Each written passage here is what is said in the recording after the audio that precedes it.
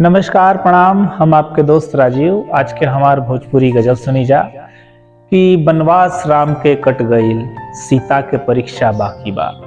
बनवास राम के कट गईल, सीता के परीक्षा बाकी बा।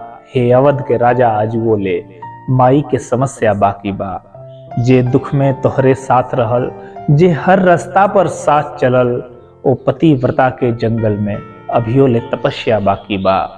दुनिया के प्रेम त पा गई नी, पर ई बतलाई राजा जी, लौकुश के जिंदगिया में काहे पापा के स्नेहिया बाकी बा। जब पति बने के बेर रहे तब राजा रउआ बन गई नी। जब पति बने के बेर रहे तब राजा रउआ बन गई नी।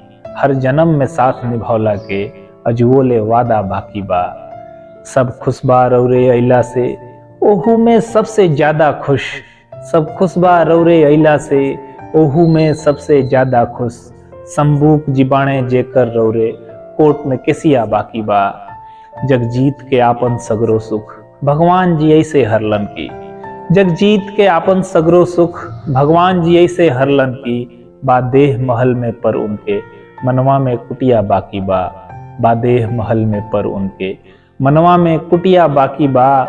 वनवास राम के कट गईल, सीता के परीक्षा बाकी बा। हे अवध के राजा आज बोले, माई के समस्या बाकी बा। प्रणाम।